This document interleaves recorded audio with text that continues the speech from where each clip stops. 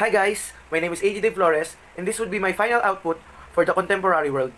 We are given the instruction to shoot a 3-minute video essay that if the Philippines only have enough funds to prioritize 5 SDGs, what would be those 5 for me? So here it goes. The first SDG that I chose is zero hunger. Because for me, if the country has enough funds to prioritize a single SDG, it should be zero hunger. Because 1 of 9 people ends up being undernourished, or the worst case is dying.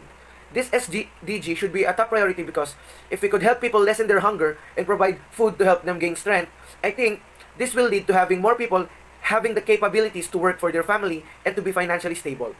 This could also help our economy because people means manpower in terms of providing help in the economy. People that work and pay taxes could be a big help for the economy itself and the trade of our products in other countries. Because today, Philippines has a 20.1 global hunger index score, which means that it suffers from a level of hunger that is serious. Can you imagine relaxing at home while other people are being hungry? It's a big burden in our hearts to have that, right? So for me, the first one is zero hunger. The second SDG that I chose is quality education because not all students have the resources to be enrolled and have quality education in this pandemic situation. There is a saying that everyone wants to say right now. It is called no student left behind because it is true that many students will be uneducated and unenrolled in this time. So for me, one thing that we should prioritize is education because many people end up uneducated and that sometimes leads people to have early pregnancy but they are still not capable of having a baby, which adds up to the birth rate of our country and adds up to the count of families being unable to sustain financially what their family needs. Uneducated people often have hard times to apply for a job. So for me, prioritize education because it is the first step in helping the economy and country itself.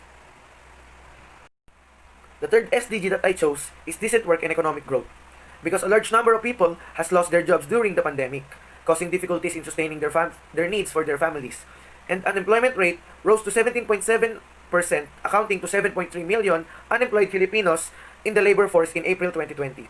For me, economic would grow if the country has decent jobs. For the country with having enough funds should focus on giving decent jobs on unemployed for them to provide for their families. This is like a chain reaction. The first reaction is to have decent jobs, then decent jobs could lessen the number of Filipinos working in another country. Then in this case, we could maximize working for our country. This could lessen the count of emigrants. And with this, we could improve our country and have many tourists going in. Then, many tourists going in could pile up our demand in products that can only be found in the Philippines.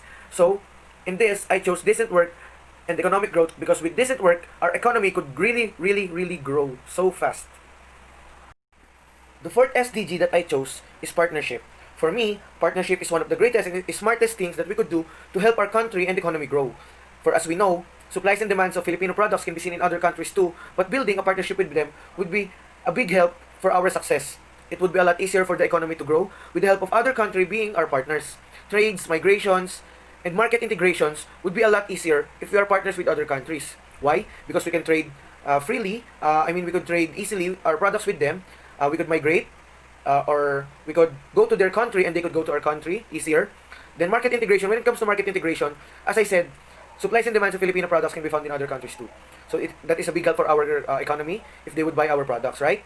So this would be a big help in achieving developmental goals and other goals of each country. So that's all for partnership.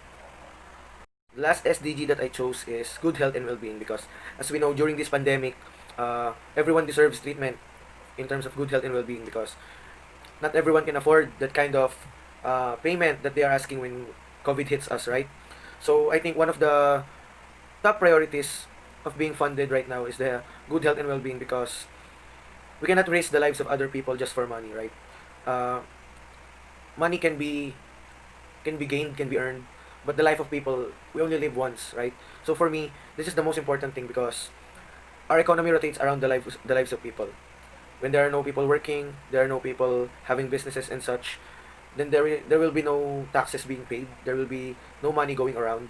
So I think this is the best SDG to have funds right now. The good. So that is it, guys, for the final exam in our contemporary world. I hope that it is informational, even though it is simple. So thank you.